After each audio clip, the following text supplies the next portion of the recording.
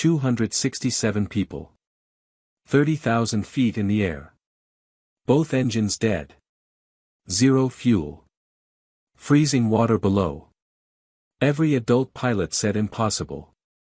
But a 9-year-old girl in pink overalls knew something they didn't.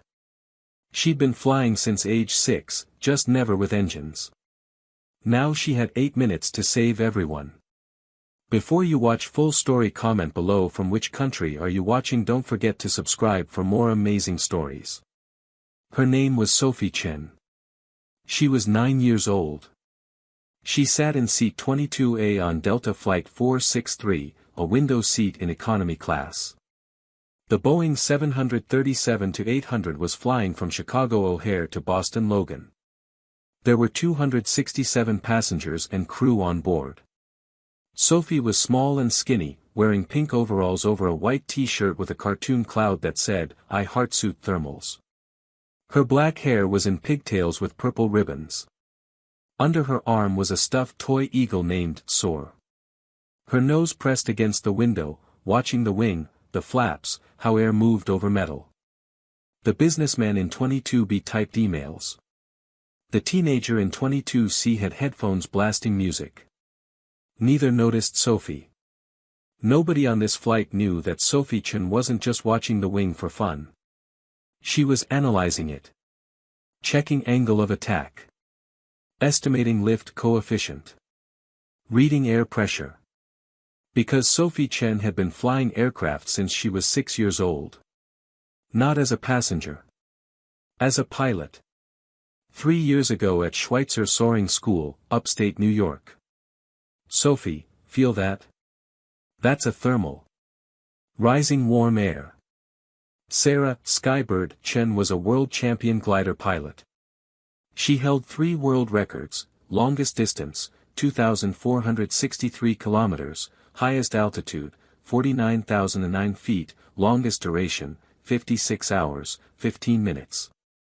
She'd been teaching Sophie to fly since Sophie could reach the pedals standing on cushions. Close your eyes, baby. Don't look at instruments. Feel the air. 6-year-old Sophie, tiny hands on the glider's control stick, eyes squeezed shut. The left wing just lifted a little, Sophie said. Good.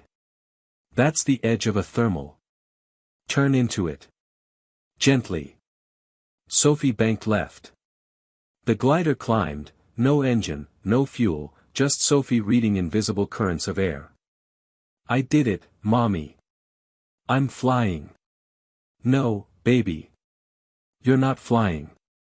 You're soaring. Birds fly. We soar. By age 7, Sophie had 100 glider hours. By age 8, 250 hours. By age 9, today, she had 412 hours of unpowered flight experience. She held the junior world record for youngest person to complete a 300-kilometer cross-country glider flight. She'd flown in thunderstorms with her mom supervising. She'd landed in fields when thermals died. She'd done dead-stick landings onto runways with zero airspeed margin. She'd never flown anything with an engine.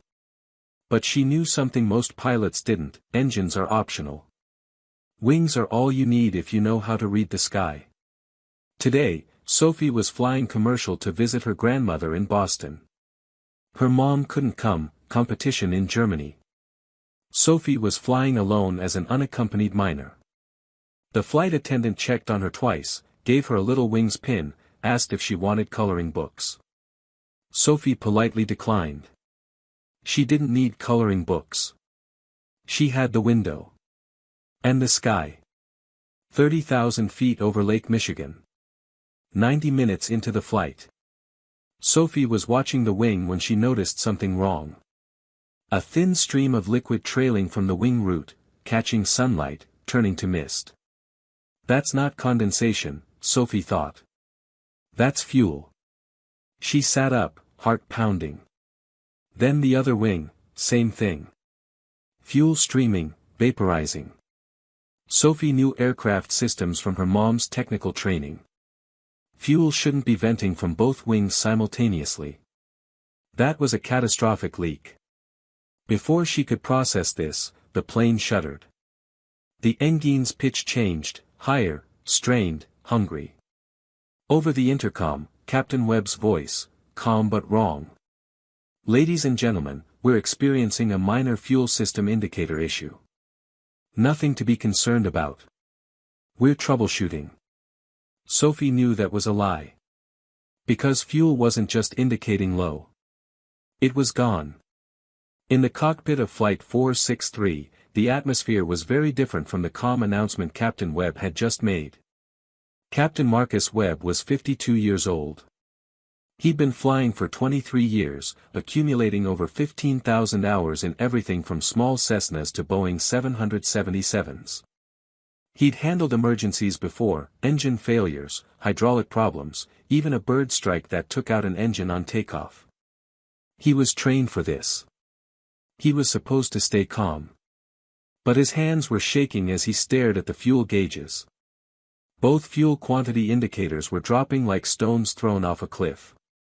First Officer Jennifer Park sat in the right seat. She was 34, ex-Navy, had flown F/A-18 Super Hornets off aircraft carriers before transitioning to civilian aviation. She had over 6,000 hours and was one of the sharpest pilots Webb had ever flown with. Right now, she was running through emergency checklists so fast the pages of the quick reference handbook were fluttering. "Both fuel pumps failed," Park said, her voice tight and controlled, but Webb could hear the fear underneath. "We're losing fuel from both main tanks. Transfer pumps aren't responding. Crossfeed won't engage. It's like the entire fuel system just died." Webb's face had gone pale. He keyed the radio. "Chicago Center, Delta 463, we need to declare an emergency. We have a fuel system failure, showing rapid fuel loss from both tanks." "Delta 463, Chicago Center, roger. State your intentions. We need vectors to the nearest suitable airport. We're showing." He looked at the gauges again, hoping they'd changed. They hadn't. "We're showing critical fuel levels." Park was typing frantically on the flight management computer, pulling up airports. "Captain, Milwaukee Mitchell is 47 miles southwest. But at our current fuel burn rate and the rate we're losing fuel from the leak. How much time do we have?" Park did the math. Her face went white. "Left tank, 800 pounds remaining. Right tank, 600 pounds. At current burn rate of 180 pounds per minute per engine, we have 8 minutes before flameout. Maybe less. 8 minutes before both engines died. 8 minutes before this 150,000-pound aircraft became the world's heaviest glider. 8 minutes before 267 people faced almost certain death." "Milwaukee Mitchell?" Webb asked desperately. Park shook her head, checking the navigation display. "Negative. We can't make it. Even if we started descending right now to reduce fuel burn, we'd need 12 minutes to get there. We have 8. Then where can we make it?" Park ran more calculations, checking every airport within range. Chicago O'Hare, too far behind them. Detroit Metro, way too far east. Green Bay, too far north. "Captain." Her voice cracked. "Nowhere. We're over Lake Michigan. We're 40 miles from the nearest shoreline. No airports within our current glide range once the engines quit. We're going to lose engines over open water with 267 people on board." The words hung in the air like a death sentence. Webb keyed the radio again. "Mayday, Mayday, Mayday. Chicago Center, Delta 463, dual fuel pump failure, catastrophic fuel loss from both tanks, estimating 6 minutes to flameout. We need immediate vectors to nearest suitable." He stopped mid-sentence. Because there was no nearest suitable airport they could reach. Not with 6 minutes of fuel. Not over Lake Michigan. The silence in the cockpit was deafening. Then Webb said quietly, his voice hollow, "We're going to have to ditch in Lake Michigan. In November. Water temperature is about 40 degrees. Survival time in water that cold is 15 to 30 minutes before hypothermia causes loss of consciousness. Even with life vests. Park pulled up the ditching checklist, but her hands were trembling so badly she could barely hold the handbook. Coast Guard response time to this area is at least 45 minutes. Some passengers might survive if we get the rafts deployed quickly, but most will die before rescue arrives, Webb finished. Park was crying now, tears streaming down her face even as she maintained her professional composure. There has to be another option. There has to be. Webb looked out the cockpit window at the vast expanse of Lake Michigan below them. Dark blue water stretching to the horizon. Beautiful and deadly. There isn't, he said.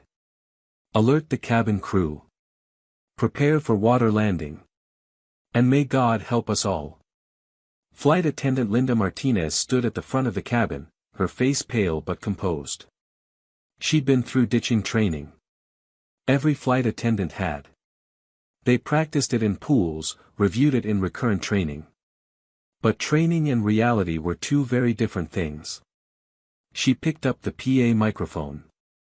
Her hand was shaking. She took a deep breath and began. Ladies and gentlemen, please listen very carefully to the following instructions. We are going to make an emergency water landing. This is not a drill. Please remove all sharp objects including pens, eyeglasses, and jewelry.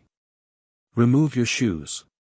When I say, brace, you will lean forward and place your hands over your head like this. The cabin erupted. Screaming. Crying. Praying. Parents grabbed their children and held them tight. People pulled out phones to call loved ones. A woman in row 15 was hyperventilating into a paper bag. A man in row 8 was frozen, staring straight ahead in shock. Please remain calm, Linda continued, her voice breaking. Listen to your flight attendants. We will do everything we can to. But Sophie wasn't listening to the announcement. She was listening to something else. She was listening to the sky. Her mind was racing through everything she knew, every hour she'd spent in gliders, every lesson her mother had taught her. Water landing equals death for most people. The shock of hitting 40-degree water would cause many people to gasp involuntarily, inhaling water. Cold shock would make swimming nearly impossible. Hypothermia would set in within minutes. Even with life vests, even with rafts, the survival rate would be low. Very low. But as she sat there, pressed against the window, she'd been watching something the pilots probably hadn't noticed. She'd been watching the sky the entire flight. As she always did. Reading it like her mother had taught her. And she'd seen something important. Cumulus clouds forming to the northwest. Big, puffy clouds with flat bottoms and growing tops. Developing over the lake. Her mother's voice echoed in her head, big cumulus clouds don't form over water unless there's something underneath causing rising air. It could be a shallow area where the sun heats the lake bottom. It could be a temperature differential. But wherever you see cumulus, there's lift underneath. Thermals. Rising air. And Sophie knew something that the pilots, despite their thousands of hours of experience, probably didn't know. A Boeing 737 is just a really big, heavy glider when the engines quit. And gliders can fly for hours, can travel hundreds of miles, if you know how to find thermals. Sophie's heart was pounding. Her mind was working through calculations. Boeing 737 glide ratio, approximately 17:1. That meant for every mile of altitude, the plane could glide 17 miles forward. Current altitude, about 30,000 feet, which was roughly 6 miles. Glide range, 6 miles times 17 equals about 102 miles. But they were 40 miles from shore. If they could extend their glide even a little bit using thermals, they might make it to land. It was possible. It was risky. But it was better than ditching in freezing water. Sophie unbuckled her seatbelt and stood up. Sit down, honey. Linda said, rushing over immediately. We're preparing for ditching. You need to stay seated and buckled. I need to talk to the pilots, Sophie said. Sweetie, the pilots are very busy right now. They're handling an emergency. You need to. We don't have to ditch. Sophie shouted, and the force in her 9-year-old voice made Linda stop in her tracks. Several passengers turned to look at this small girl standing in the aisle during an emergency. Sophie looked up at Linda and said very clearly, very calmly. My mom is Sarah Chen. Skybird Chen. She holds 3 world records for glider flight. She taught me to fly gliders since I was 6 years old. I have over 400 hours of unpowered flight time. And I know how to fly this plane with no engines. Linda stared at this tiny 9-year-old in pink overalls making an impossible claim. I saw clouds out the window, Sophie continued urgently. Cumulus clouds to the northwest. They mark thermals, rising air currents. If we glide into them, we can use the rising air to extend our glide range. Maybe long enough to reach land instead of ditching in the lake. Linda's training said to keep passengers seated during an emergency. Every instinct said this was crazy. But Linda had also heard of Skybird Chen. Everyone in aviation had. And this girl's eyes, they weren't the eyes of a scared child making things up. They were focused, determined, knowledgeable. Linda made a split-second decision that would save 267 lives. Come with me, she said, taking Sophie's hand. Linda knocked on the cockpit door. 3 hard raps. Not now. Captain Webb's voice came through the door, stressed and sharp. Captain, I have a passenger who says she can help, Linda called through the door. We're busy, Linda. We're preparing for ditching. She's a glider pilot, Captain. She says there's another option. There was a pause. Then the cockpit door lock clicked open. Linda opened the door and Sophie stepped into the cockpit. She was so small she could barely see over the center console between the 2 pilot seats. The cockpit seemed enormous to her, filled with screens and switches and lights. Captain Webb glanced back over his shoulder. His face was drawn, exhausted, terrified. When he saw Sophie, he looked confused. Who? Get her out of here. We're in the middle of an emergency. Captain, Linda said firmly, she says she's a glider pilot. She says there's another option besides ditching. She's 9 years old. Webb shouted. We don't have time for. I'm 9 years old with 412 glider hours, Sophie interrupted, her voice steady despite her heart hammering in her chest. My mom is Sarah Chen. Skybird Chen. 3 world records. She taught me to fly gliders since I was 6. I've never flown anything with an engine. But I know how to fly without engines. And that's what you're about to need. First Officer Park turned in her seat, staring at Sophie. Wait. Sarah Chen. Skybird. The documentary pilot. The woman who flew 56 hours straight. That's my mom, Sophie confirmed. And she taught me everything she knows. Including how to soar using thermals, rising air currents created by ground heating. There's a thermal field 12 miles northwest of our current position. I can see the cumulus clouds marking it from my seat in 22A. Webb shook his head. Kid, I appreciate that you want to help, but gliders weigh 1,000 pounds. This 737 weighs 150,000 pounds. You can't glide something this heavy. The physics don't. Yes you can, Sophie interrupted. I know the physics exactly. Glide ratio for a Boeing 737 with engines off is approximately 17:1. That means for every mile of altitude, you can glide 17 miles forward horizontally. You're currently at 30,000 feet, which is about 5.7 miles of altitude. So you have roughly 97 miles of glide range if you maintain best glide speed and if you're efficient with your energy management.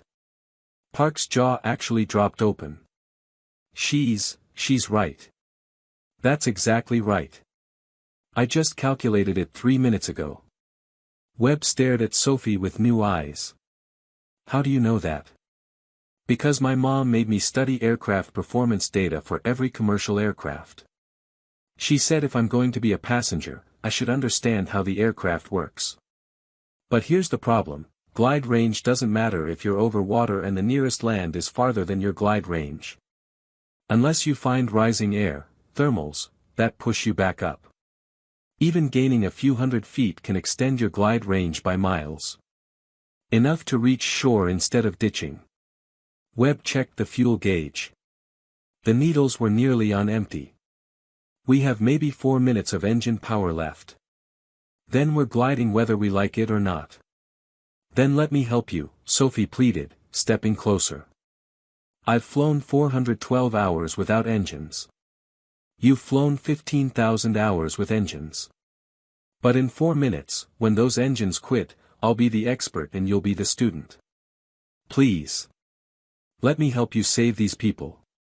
A long, heavy pause filled the cockpit. The engines droned on, hungrily burning the last drops of fuel. The fuel gauges continued dropping.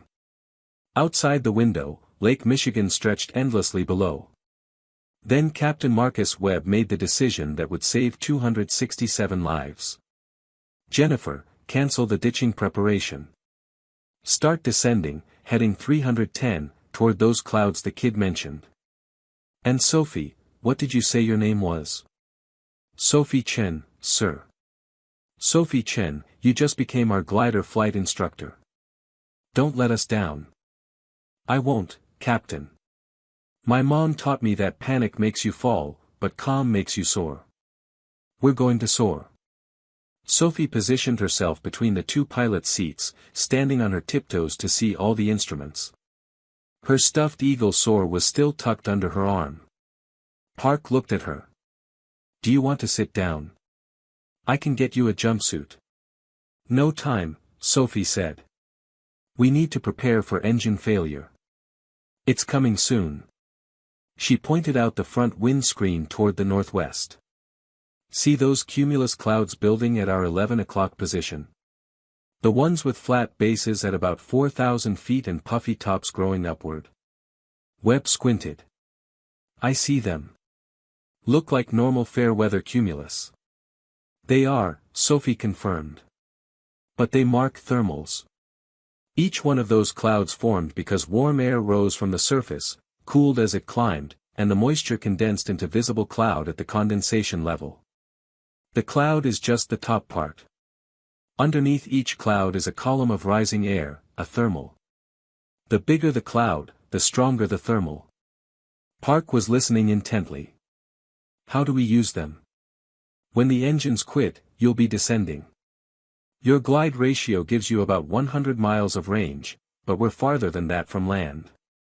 We need to enter those thermals to slow our descent or even gain altitude. Each thermal we catch can extend our glide by 10 or 15 miles. How do we find the thermals if we can't see them? Webb asked. Sophie smiled. This was her world. The clouds mark their location, but you need to feel them too. When you enter a thermal, the air is moving upward. You'll feel a slight lift. The plane might shake a little from turbulence at the thermal boundary. Your vertical speed indicator will show reduced descent or even a climb. That's when you start circling.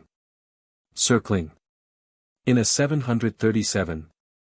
It's the same principle as a glider, just bigger circles because your turning radius is larger. You want a standard rate turn, about 3 degrees per second of turn rate. Bank angle should be 15 degrees maximum to minimize your sink rate. Too steep and you'll descend faster. Too shallow and you'll drift out of the thermal. Webb was starting to understand. So we circle inside the rising air, like a bird riding an updraft. Exactly. Hawks and eagles do it all the time. They find a thermal and spiral upward without flapping once. We'll do the same thing. Park checked the navigation display and did some quick calculations. Captain, if she's right about the thermals, and if we can extend our glide by even 20 miles, we can reach the Ludington shoreline. There's Mason County Airport, 5,400-foot runway. That's tight for a 737, Webb said. My mom landed a glider on a 2,000-foot grass strip in Montana once, Sophie said. In a crosswind. You have almost 3 times that much runway. And I'll talk you through the approach if we make it that far. When we make it that far, Park corrected, and Sophie saw she was smiling despite the tears on her face. Webb made the decision. Jennifer, start descending now. Maintain 250 knots. Heading 310 toward that cloud field. Sophie, you coach us through this. Tell us everything we need to know. First thing, Sophie said, when the engines flame out, don't panic. The plane won't fall out of the sky. It'll just become a glider. A heavy glider, but a glider. The flight controls will still work. You have hydraulics from the RAT, the ram air turbine, right? Park nodded, impressed. Yes. When we lose engine power, a small turbine deploys into the airstream and powers the hydraulics. Good. So you'll still have control. The plane will want to descend at about 1,200 feet per minute at best glide speed. That's normal. Don't fight it. Just guide it toward the thermals and let the rising air do the work. The fuel gauges were nearly on empty now. Captain, Park said quietly, we have about 2 minutes of fuel remaining. Webb keyed the PA, ladies and gentlemen, this is the captain. In approximately 2 minutes, we will experience a complete loss of engine power due to fuel exhaustion. The aircraft will continue to fly, but we will be gliding. We have a glider pilot on board who is assisting us. We are attempting to reach the Michigan shoreline.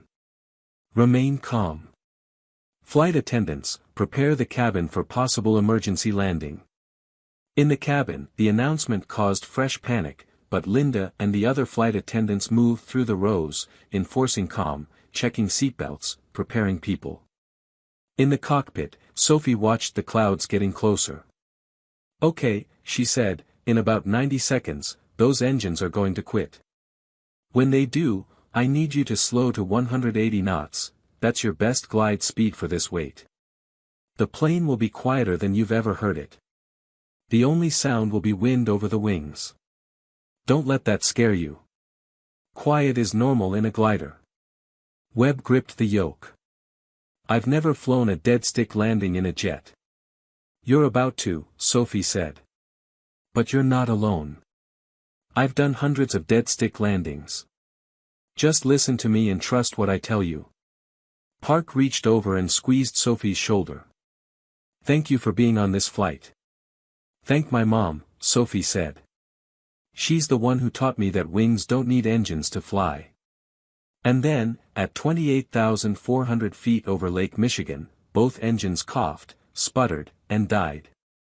The change was dramatic and terrifying.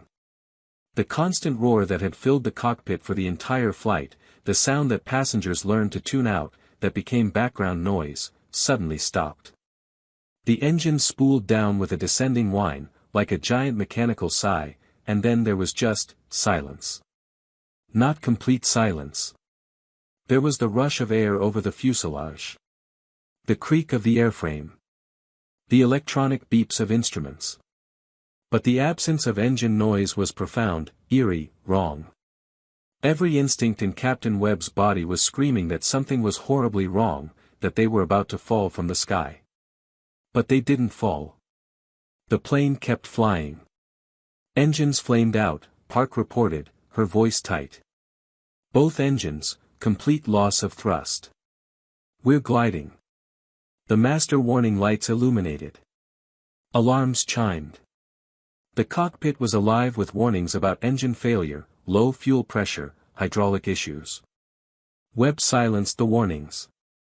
They didn't need alarms telling them what they already knew. Flight controls, he asked. RAT deployed automatically, Park confirmed, watching the hydraulic pressure gauges. We have hydraulic power. Flight controls are responsive. Altitude? 28,400 feet and descending. Vertical speed 1,100 feet per minute. Sophie stepped closer. Speed? Webb checked. 210 knots. Slow to 180 knots, Sophie instructed. That's your best glide speed. You'll maximize your range. Webb pulled back gently on the yoke. The nose came up slightly. Airspeed decreased. 180 knots, he confirmed. Perfect. Now watch your vertical speed indicator. You should be descending at about 1,200 feet per minute. That's your baseline. That's normal glide performance. Park watched the gauge.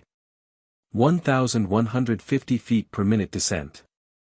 Good, Sophie said. She pointed at the clouds ahead, now only about 8 miles away. In about 3 minutes, we'll reach that first thermal. You'll know you're entering it when the plane shakes a little and your vertical speed improves. In the cabin, passengers were experiencing something they'd never felt before, an airliner in silent flight. Some were praying. Some were crying quietly. Parents held children. Strangers held hands. The businessman in 22B was staring at Sophie's empty seat, finally realizing the little girl who'd been sitting next to him was gone. The teenager in 22C had taken off her headphones and was looking out the window with wide, terrified eyes. Linda moved through the cabin, checking seatbelts, speaking calmly to passengers, trying to maintain order even though her own heart was racing. Back in the cockpit. Altitude 27,800 feet, Park called out. Still descending 1,200 feet per minute. Distance to shore, 38 miles. Sophie did the math in her head. At 1,200 feet per minute descent, they had about 23 minutes before they'd hit the water. At their current ground speed, they'd cover about 30 miles in that time. Not enough. They needed those thermals. 2 minutes to the first cloud, Sophie said, watching it grow closer. Start a gentle turn to the left in about 60 seconds. We want to enter the thermal at its edge, not the center. The strongest lift is usually at the edge. How will we know exactly where it is? Webb asked. You'll feel it. I promise. Your body will tell you when you're in rising air. They glided on through the silent sky. Every second that passed, they lost 20 feet of altitude. Passengers watched out windows. Some noticed they were over water. Some noticed the clouds ahead. None of them understood what was happening, what this little girl in the cockpit was attempting to do. 30 seconds, Sophie said. Start your turn now. Gentle left bank, 15 degrees. Webb pushed the yoke slightly left and applied left rudder. The massive Boeing began to turn. They entered the clouds' vicinity. The cumulus was about 1,000 feet below them, marking the top of the thermal. Easy, Sophie coached. Hold your bank angle steady. Wait for it, wait for it. And then it happened. The plane shuddered, a distinct shake that was different from normal turbulence. The nose lifted slightly, as if an invisible hand had pushed up on the belly of the aircraft. Park's eyes went wide. Vertical speed indicator just dropped from 1,200 to 800 feet per minute. We're descending slower. You found the edge of the thermal. Sophie exclaimed. Now hold your turn. Keep circling inside it. This is where the magic happens. Webb maintained the bank, his hands steady on the yoke. The Boeing 737, all 150,000 pounds of it, began circling in the thermal like a massive bird. The descent rate continued to decrease. 1,200 feet per minute. 900, 700. 500. It's working, Webb breathed, unable to believe what he was seeing. We're barely descending. We're almost floating. You're soaring. Sophie said, grinning. You're using the rising air.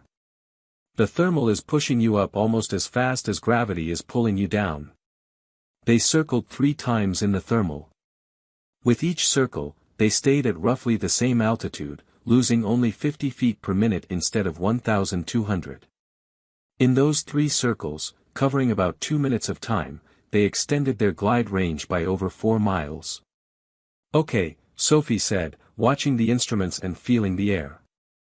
This thermal is starting to weaken. I can feel it, the lift is less smooth, more broken. We need to exit and head for the next one. Where? Park asked. Sophie pointed. That cloud cluster, about 6 miles ahead at our 11 o'clock. See the bigger cloud on the left? That one should have strong lift. Webb rolled out of the turn, wings level, and aimed for the next cloud. Immediately, their descent rate increased back to 1,200 feet per minute. They were gliding again, losing altitude, burning through their precious height. Altitude 27,400 feet, Park called. Distance to shore, 32 miles. They were getting closer. But they still needed more altitude, more time. The next thermal was 4 minutes away at their glide speed. They'd lose almost 5,000 feet getting there. Come on, Sophie whispered, watching the clouds. Be there. Please be there. For the next 14 minutes, Sophie Chen, 9 years old, 412 glider hours, taught 2 experienced airline pilots something they'd never learned in all their years of training. How to fly without engines. How to read the invisible sky. RAT deployed automatically, Park confirmed, watching the hydraulic pressure gauges. We have hydraulic power. Flight controls are responsive. Altitude? 28,400 feet and descending. Vertical speed 1,100 feet per minute. Sophie stepped closer. Speed? Webb checked. 210 knots. Slow to 180 knots, Sophie instructed. That's your best glide speed. You'll maximize your range. Webb pulled back gently on the yoke. The nose came up slightly. Airspeed decreased. 180 knots, he confirmed. Perfect. Now watch your vertical speed indicator. You should be descending at about 1,200 feet per minute. That's your baseline. That's normal glide performance. Park watched the gauge. 1,150 feet per minute descent. Good, Sophie said. She pointed at the clouds ahead, now only about 8 miles away. In about 3 minutes, we'll reach that first thermal. You'll know you're entering it when the plane shakes a little and your vertical speed improves. In the cabin, passengers were experiencing something they'd never felt before, an airliner in silent flight. Some were praying. Some were crying quietly. Parents held children. Strangers held hands. The businessman in 22B was staring at Sophie's empty seat, finally realizing the little girl who'd been sitting next to him was gone. The teenager in 22C had taken off her headphones and was looking out the window with wide, terrified eyes. Linda moved through the cabin, checking seatbelts, speaking calmly to passengers, trying to maintain order even though her own heart was racing. Back in the cockpit. Altitude 27,800 feet, Park called out. Still descending 1,200 feet per minute. Distance to shore, 38 miles. Sophie did the math in her head. At 1,200 feet per minute descent, they had about 23 minutes before they'd hit the water. At their current ground speed, they'd cover about 30 miles in that time. Not enough. They needed those thermals.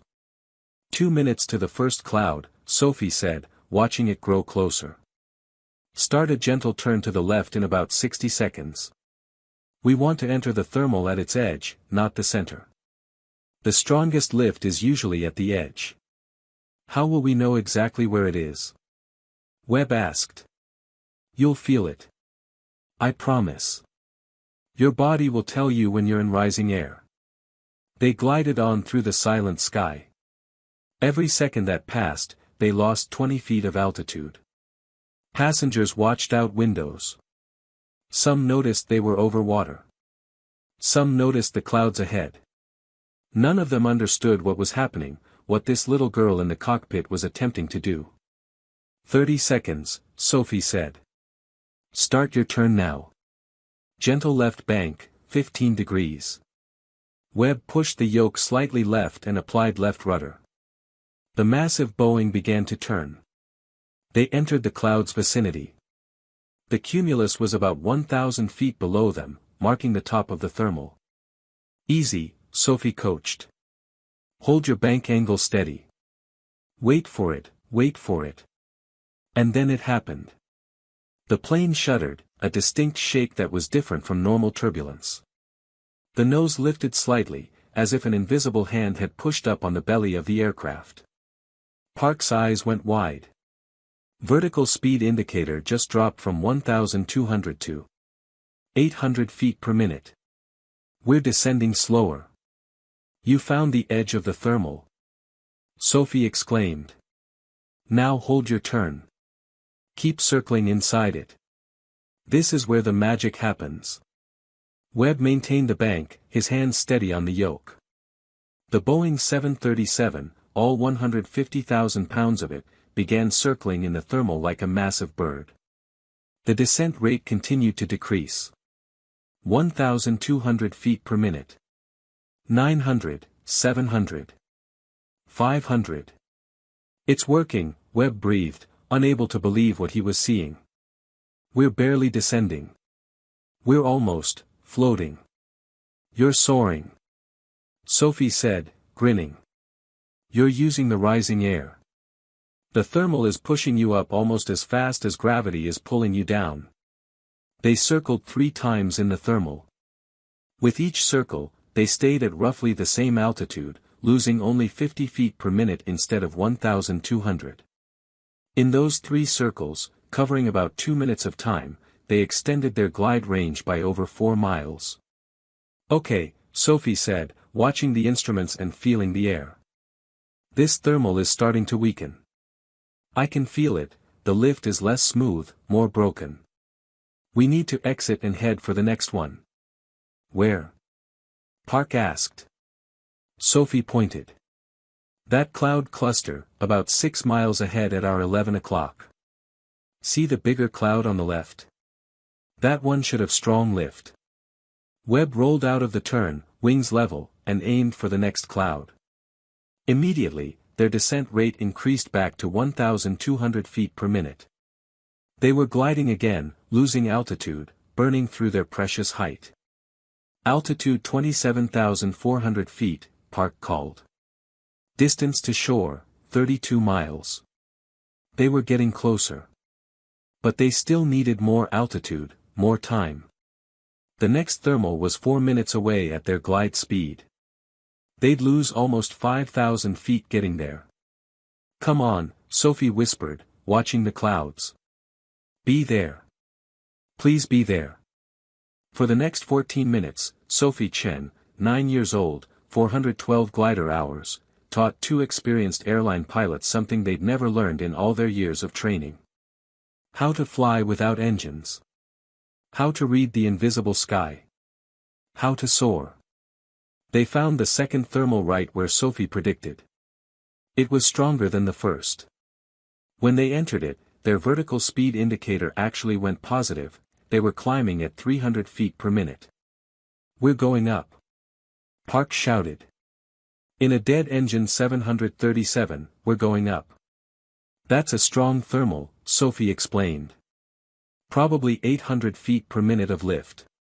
The plane is sinking through the air at 1,200 feet per minute, but the air itself is rising at 800 feet per minute, so net effect is we're only descending 400 feet per minute through the thermal. And if we're in the core where it's strongest, we can actually climb. They circled 5 times in that thermal, actually gaining 600 feet of altitude. When they exited, they were at 27,900 feet instead of 26,000. That extra altitude bought them 10 more miles of glide range. The third thermal was weaker, but Sophie coached them through it anyway. Even weak lift is better than sinking. Take what the sky gives you. In the cabin, Passengers were starting to notice the pattern. The plane would circle, then fly straight, then circle again. Some thought the pilots were buying time before ditching. Some thought they were lost. Only Linda, watching from the forward galley, understood. That little girl was guiding them toward something. Toward hope. By the time they exited the third thermal, they were at 24,600 feet. Distance to shore, 18 miles. "We're going to make it," Park said, hope creeping into her voice. "At this rate, we'll reach land." "One more thermal," Sophie said. "There's a big one forming right over the shoreline. See that cloud building? If we can catch that one, we'll have enough altitude to reach the airport easily." Webb turned toward it. "Sophie, I don't know what to say."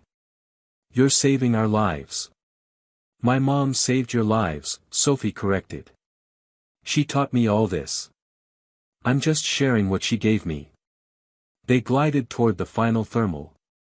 Altitude bleeding away with each second. 23,000 feet. 22,500, 22,000. The shoreline was visible now.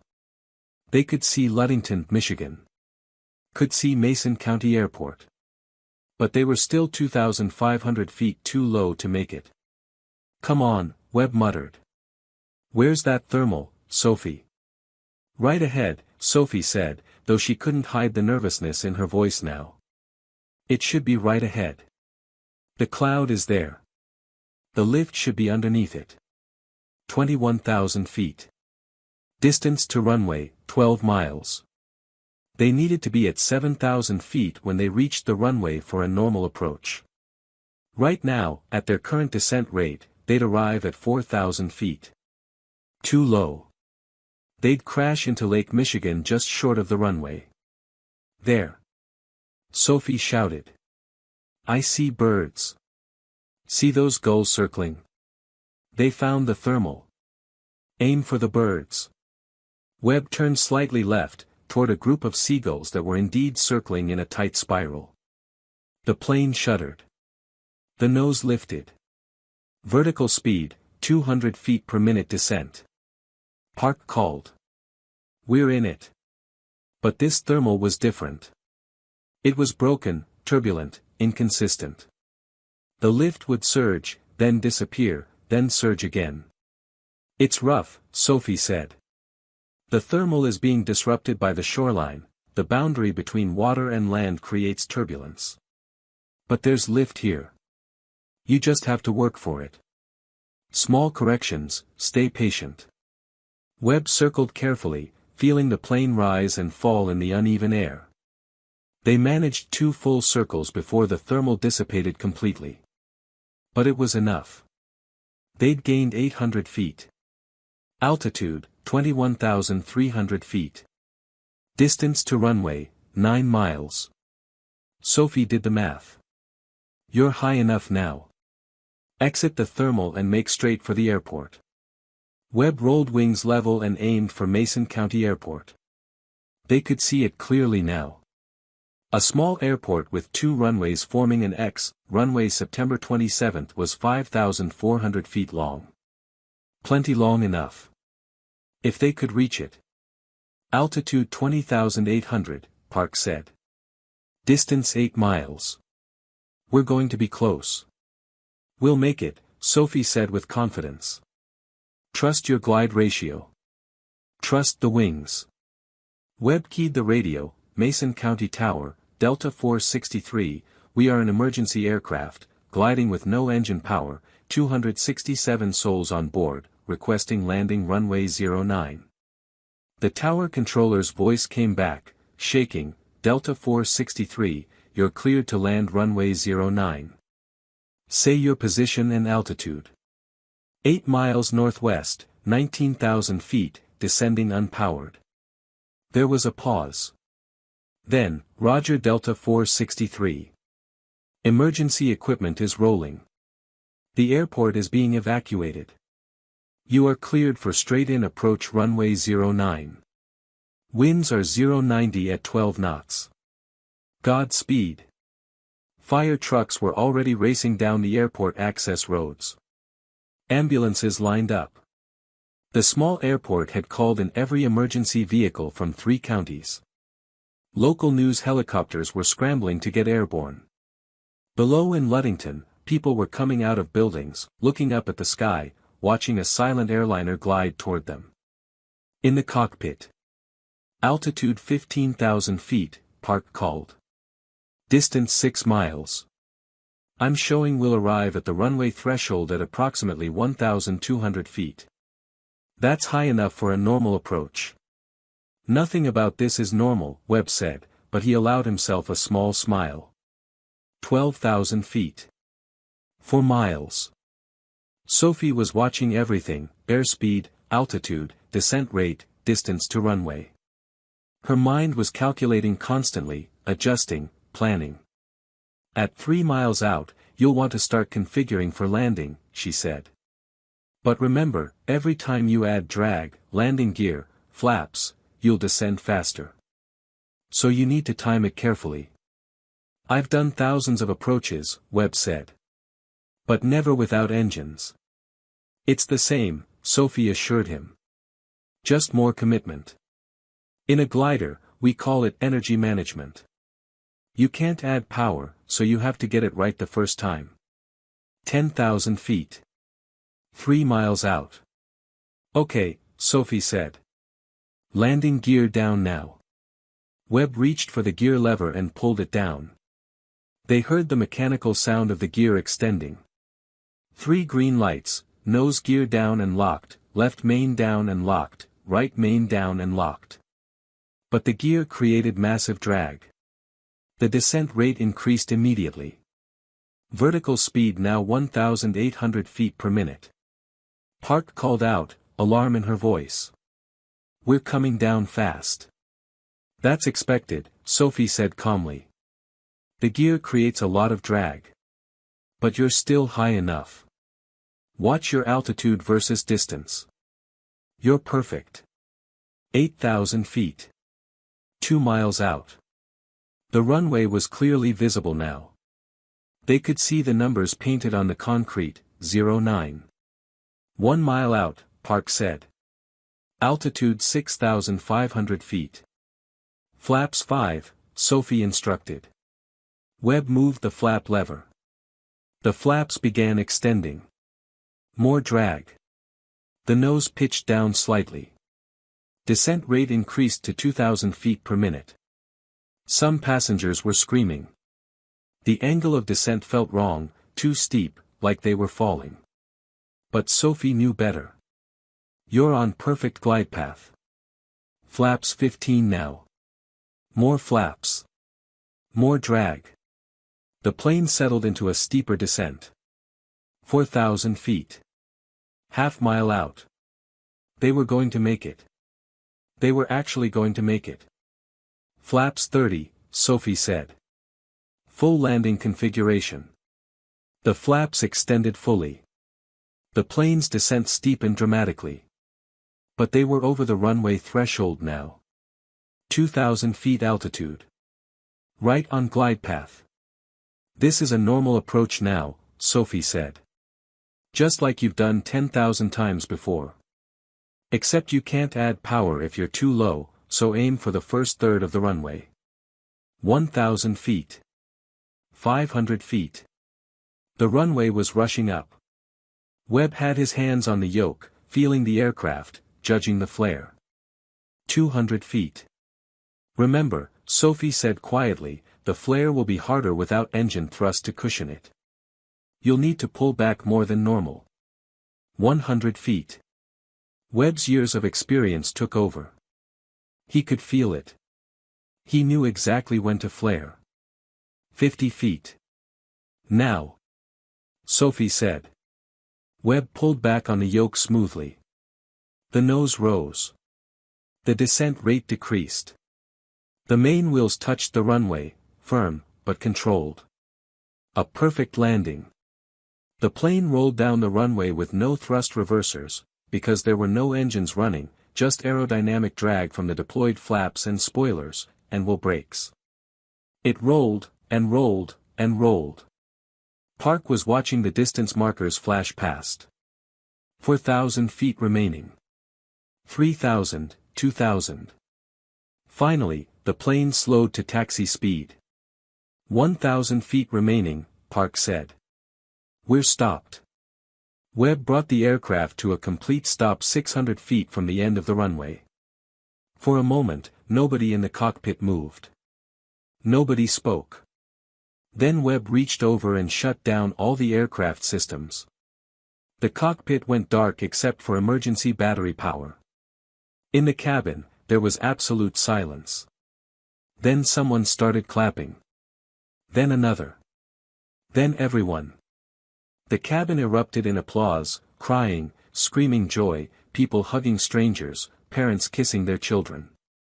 Webb and Park sat motionless, hands shaking, tears streaming down their faces. Sophie smiled and hugged her stuffed eagle. See, soar.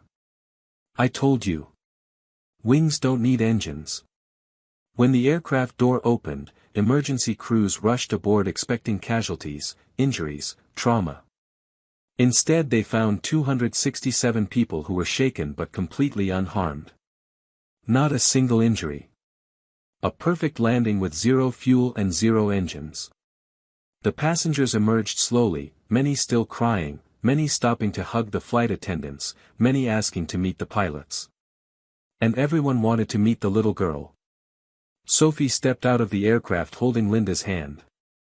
She squinted in the sunlight. News cameras were everywhere. Reporters were shouting questions. A CNN reporter pushed forward, "Are you the girl who saved the plane?" Sophie looked up at Linda, uncertain. Linda squeezed her hand. "Go ahead, honey. Tell them." "My name is Sophie Chen," she said to the camera. "I'm 9 years old. My mom taught me to fly gliders.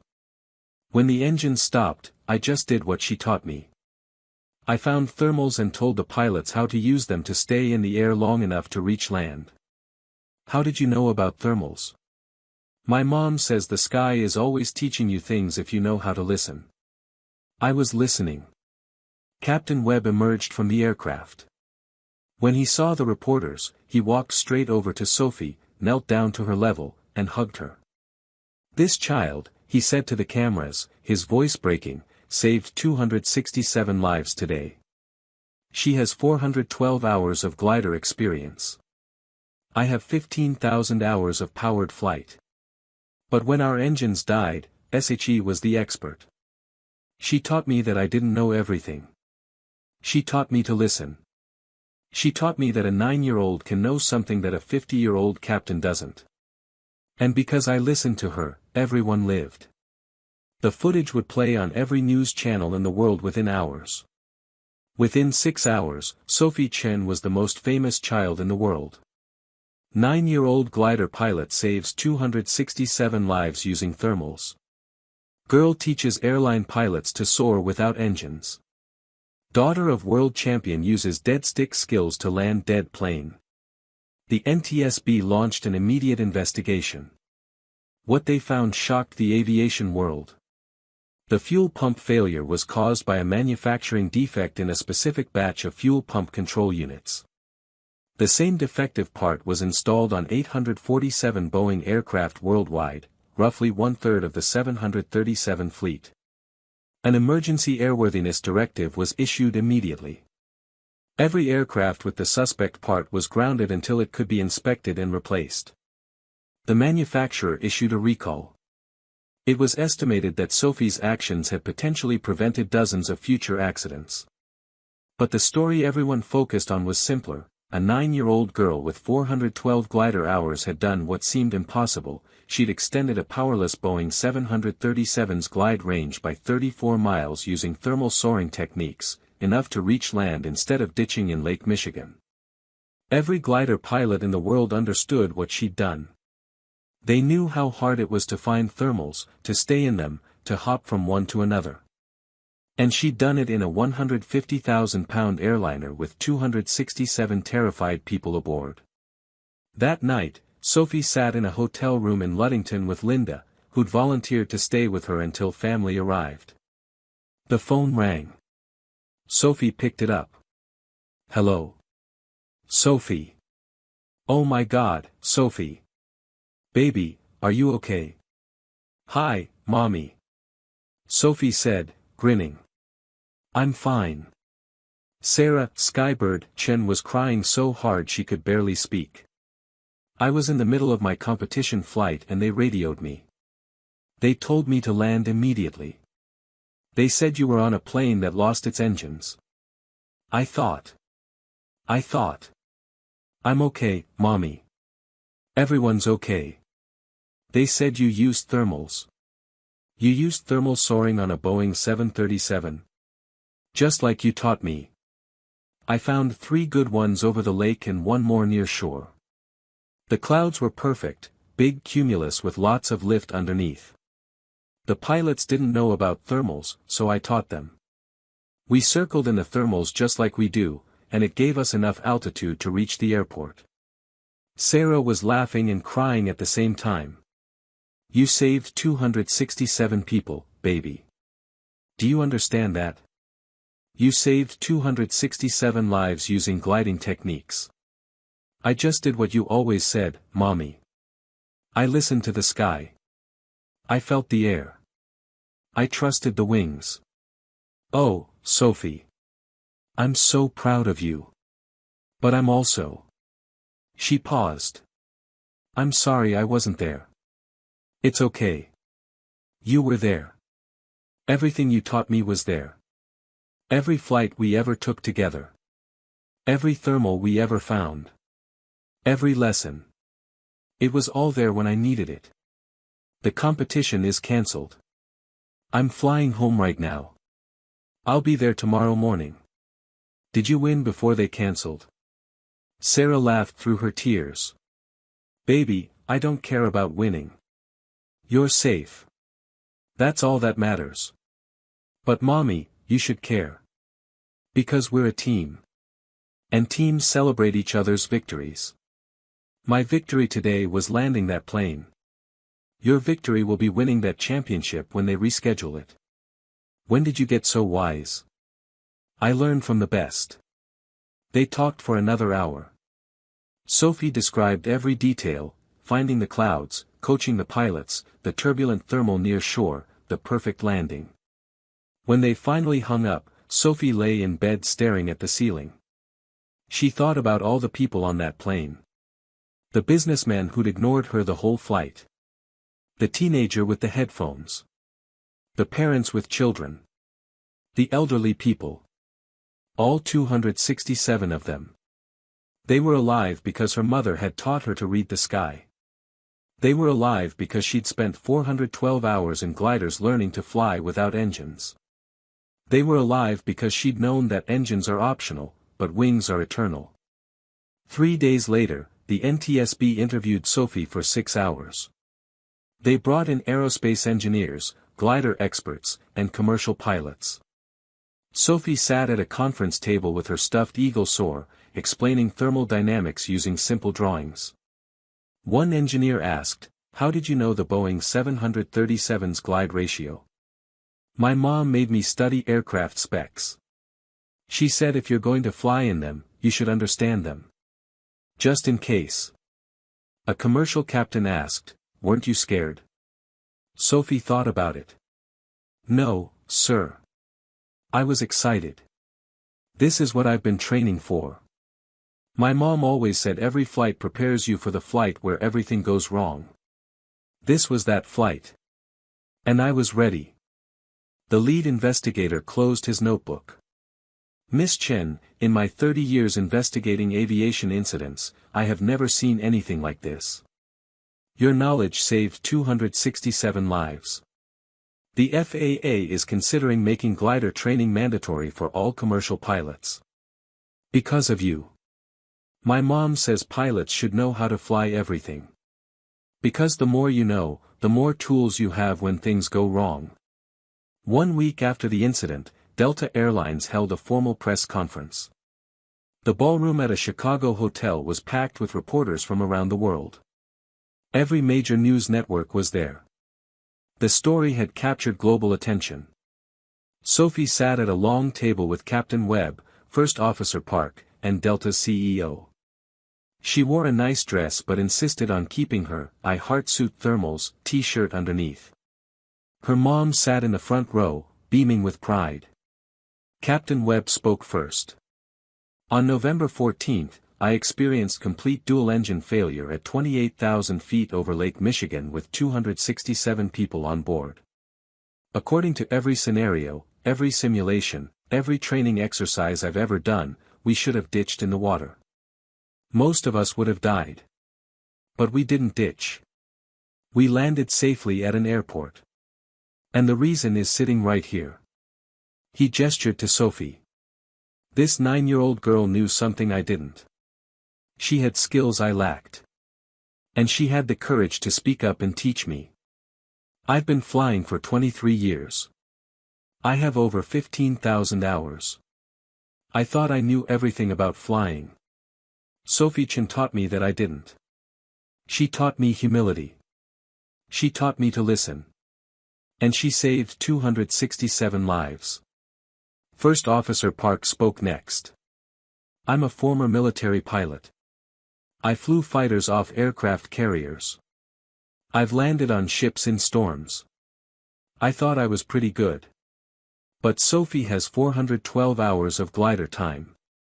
When our engines failed, those 412 hours were worth more than my 6,000. She's my hero. Then it was Sophie's turn. She stood up, she was too short to be seen sitting down, and looked at the sea of cameras and reporters. Hi, she said. My name is Sophie Chen. I'm 9 years old. I fly gliders because my mom taught me that flying isn't about engines. It's about understanding the sky. When the engine stopped on Flight 463, I wasn't scared because I knew what to do. My mom always says, panic makes you fall, but calm makes you soar. So I stayed calm. I looked out the window. I saw clouds that marked thermals. And I knew we could use those thermals to extend our glide to shore. I just did what my mom taught me. I listened to the sky. A reporter asked, Sophie, some people are saying you're a hero. What do you think about that? I don't think I'm a hero. I think I was lucky. Lucky that my mom taught me to fly. Lucky that I happened to be on that flight. Lucky that Captain Webb and First Officer Park listened to me even though I'm just a kid. The real heroes are the pilots who trusted me. Another reporter, what do you want to say to other kids who dream of flying? Sophie thought carefully. I want to say that age doesn't matter. Knowledge matters. If you love something, learn everything about it. Study it. Practice it. Because someday, you might be the only person who knows how to solve a problem. And when that day comes, you'll be ready. What's next for you? I'm going back to glider flying with my mom. We have a competition in Germany in 2 months. And maybe I'll start teaching more people about soaring. Because I think everyone should know that engines can fail, but if you understand the sky, you'll always find a way to stay airborne. The room erupted in applause. For months after Flight 463's emergency landing, the Federal Aviation Administration announced a landmark change to commercial pilot training requirements. FAA Regulation 14 CFR Part 121.441, B.3, Glider Flight Training Requirement.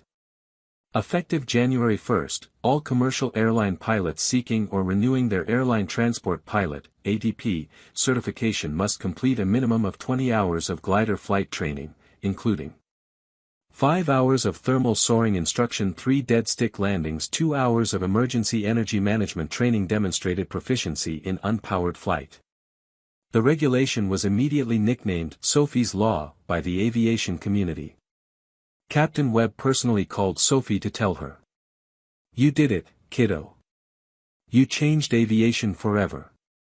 I just showed people what gliders can teach, Sophie said. You did more than that. You proved that a 9-year-old with the right knowledge can save hundreds of lives. You proved that we should never stop learning, no matter how experienced we think we are. You gave the gift of humility to every pilot in the world. Are you taking glider lessons, Captain Webb? I start next week. And I specifically requested that your mom be my instructor. Sophie grinned. She'll teach you well. But be warned, she's strict. After what you did, I'll gladly be a student again. Within a year, glider schools around the country reported a 300% increase in enrollment from commercial pilots seeking to comply with Sophie's law. Sarah Skybird Chen's school became one of the most sought-after training centers in the world. And Sophie became the youngest certified flight instructor in FAA history at age 10, approved to teach the thermal soaring component of Sophie's law training. Every weekend, airline captains with 20,000 hours would sit in the back seat of a glider while a 10-year-old girl sat in front and taught them how to read the invisible sky. 14 months after Flight 463. International Soaring Competition, Freiburg, Germany. Sophie and Sarah stood on a podium together, gold medals around their necks. They'd just won the mother-daughter team gliding championship. They'd flown 523 kilometers in 9 hours, hopping from thermal to thermal across the German countryside, never once touching an engine because gliders don't have engines. But more importantly, Sarah had broken her own world record for distance, flying 2,547 kilometers. And Sophie, now 10 years old, had set a new junior record, 891 hours of glider flight time, more than most commercial pilots had in powered aircraft. The crowd was enormous. Thousands of spectators. Camera crews from around the world. Because everyone wanted to see the girl who'd saved Flight 463. During the award ceremony, Sophie was asked to speak. She stepped up to the microphone, still small for her age but standing tall. 1 year ago, I was on an airplane that lost both engines. I used what my mom taught me about glider flying to help the pilots land safely. Since then, a lot of people have called me a hero. They've asked me to give speeches. They've made a law named after me. But I want to say something important, I'm not special. What I did wasn't magic. It was knowledge. Knowledge that my mom gave me. Knowledge that anyone can learn. The sky is always teaching us. It's full of invisible rivers of air, thermals, mountain waves, wind currents. If you know how to read them, you'll never be stranded, even if every engine fails. My mom taught me that wings don't need engines to fly. They just need air and someone who understands how to use it. So to everyone watching, learn about the sky. Learn about weather. Learn about aerodynamics. Learn about the invisible forces that keep birds aloft and that can keep aircraft aloft too. Because someday, that knowledge might save your life. Or someone else's. The crowd gave her a standing ovation that lasted 5 minutes. Afterwards, as they packed up their glider, Sarah hugged Sophie. You know what you've accomplished, baby. You didn't just save 267 people. You changed how the entire world thinks about flying. I learned from the best, Mommy. No, Sophie. You became the best. You took what I taught you and made it better. Made it bigger. Shared it with the world. They watched another glider launch nearby, silent, graceful, climbing on invisible currents of rising air. Do you think they'll ever forget? Sophie asked. About Flight 463? No. But that's good. Because every time a pilot goes through glider training now, every time they learn to find thermals and fly without engines, they'll remember why they're learning it. They'll remember you. And maybe, someday, one of them will face the same situation you did. And they'll be ready. Sophie looked up at the sky, clouds forming, thermals rising, the invisible architecture of the atmosphere doing its eternal dance. The sky's always there, Mommy. Always teaching. You just have to know how to listen. And you taught the world to listen. Sophie Chen is now 14 years old. She has 2,847 hours of glider flight time, more than most airline captains. She's the youngest certified flight instructor in FAA history, licensed to teach both glider flight and the Sophie's Law thermal soaring curriculum. Sophie's Soaring School, established with her mother when Sophie was 11, has trained over 1,200 commercial pilots in unpowered flight techniques. She's written 2 books. Wings Without Engines, What a 9-Year-Old Learned About Flying, Reading the Invisible Sky, A Guide to Thermal Soaring. Both are required reading at 43 flight schools worldwide. She's given a TED Talk that's been viewed 47 million times. She's been invited to speak at MIT, Caltech, and the Smithsonian. She holds 3 junior world records in glider aviation. But every year, on November 14th, the anniversary of Flight 463, Sophie does the same thing. She visits Mason County Airport in Ludington, Michigan. She stands at the end of runway 09, at the spot where a Boeing 737 landed with no fuel and no engines. Where 267 people walked away alive. Where a 9-year-old girl proved that age doesn't determine ability, that knowledge can come from unexpected sources, and that sometimes the youngest person in the room is the most qualified. This year, as she stands there, she's not alone. Captain Marcus Webb is with her. He's now chief pilot instructor at Delta Airlines, personally overseeing the Sophie's Law training program. First Officer Jennifer Park is there too. She's now a captain herself, and she teaches energy management classes to new pilots. Linda Martinez, the flight attendant who brought Sophie to the cockpit, is there. She's now a flight training manager, teaching crew resource management, including the importance of listening to everyone, regardless of age or position. And 147 of the 267 passengers from Flight 463 have come. They come every year. It's become a tradition, the Flight 463 reunion. They bring their families. They tell stories. They celebrate being alive. One woman brings her daughter, a baby who wasn't born yet on that November day 5 years ago. Sophie, the woman says, I was 8 months pregnant on Flight 463. I thought my baby would never be born. Because of you, she's here. Because of you, I got to be a mom. An elderly man approaches. I was in seat 18F.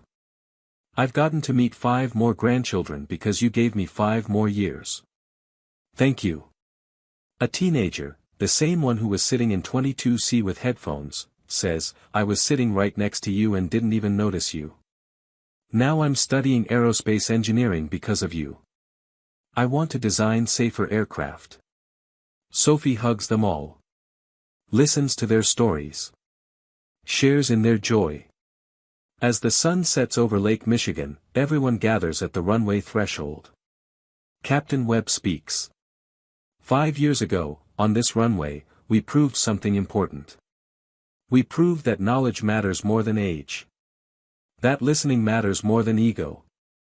That sometimes, the person with the answer is the one you least expect. Sophie Chen was 9 years old.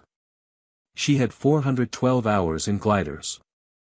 And she knew something that my 15,000 hours hadn't taught me, that engines are optional, but understanding the sky is essential. Because she spoke up, and because we listened, 267 people lived. Marriages continued. Children were born. Grandparents met grandchildren. Careers flourished. Dreams were pursued. All because a 9-year-old girl knew how to read the invisible sky. He turns to Sophie. Thank you. Not just for saving us. But for teaching us. Sophie steps forward.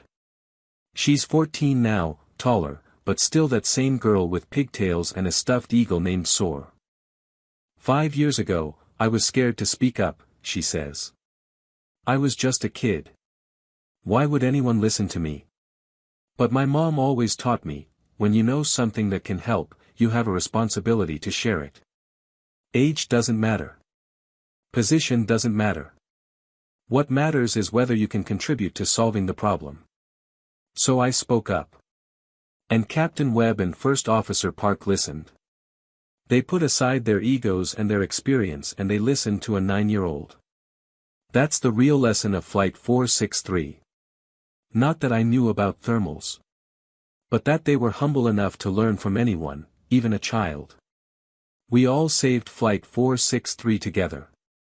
The pilots who flew. The flight attendants who kept everyone calm. The passengers who trusted us.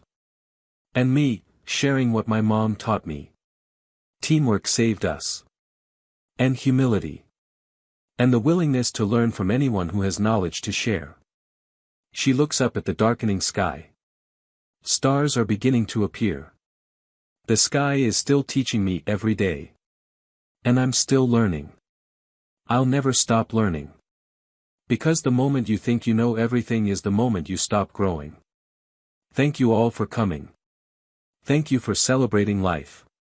Thank you for remembering that on this runway, on this day 5 years ago, we proved that impossible things become possible when knowledge meets crisis, when humility meets emergency, and when someone is brave enough to speak up and say, I know how to help.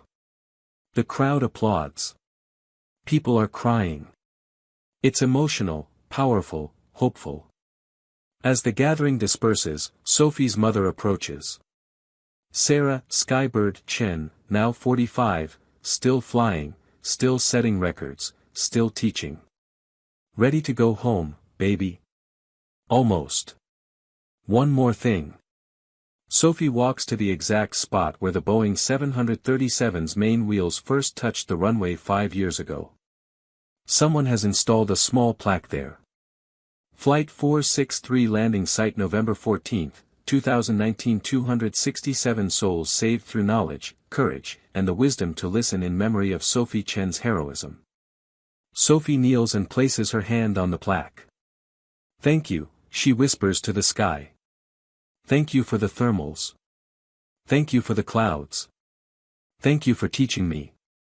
The wind picks up slightly, cool and fresh off Lake Michigan. Sophie smiles. Because she can feel it, that subtle change in air pressure, that slight temperature differential. Somewhere out over the lake, a thermal is forming. Rising air. The sky, doing what it always does. Teaching. Today, Sophie Chen is the youngest person ever inducted into the National Aviation Hall of Fame. Over 5,000 commercial pilots have completed Sophie's law training. 0 aircraft with glider-trained pilots have been lost in total engine failure scenarios since the law was enacted. 3 aircraft have experienced similar fuel system failures to Flight 463, all 3 landed safely using thermal soaring techniques taught in Sophie's law training. Delta Flight 463 has been preserved and is now displayed at the Smithsonian National Air and Space Museum with a placard that reads, "The Boeing 737 that became a glider November 14, 2019 flown 34 miles unpowered using thermal soaring techniques taught by Sophie Chen, age 9, proving that wings don't need engines to fly, they just need someone who understands the sky." Sarah, Skybird, Chen continues to fly and teach. She's broken 2 more world records.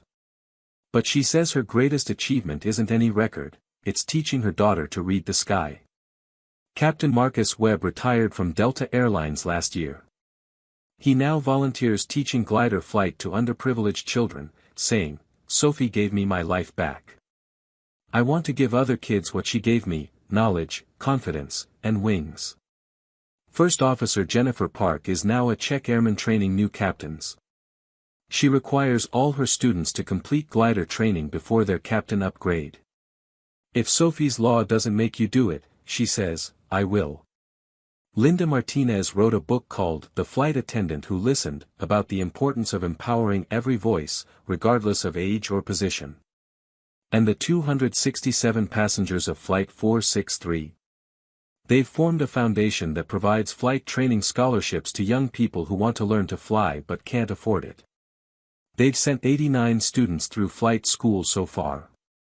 Because they understand, Sophie saved their lives not because she was special, but because she was educated. And education, real education, the kind that teaches you to read the world around you, to understand forces you can't see, to solve problems others think are impossible, that kind of education can save lives. This story is fiction, but the science is real. Thermals exist. Glider pilots use them every day to fly hundreds of miles without engines. The Boeing 737's glide ratio of approximately 17:1 is accurate. Sophie's Law doesn't exist, yet, but perhaps it should.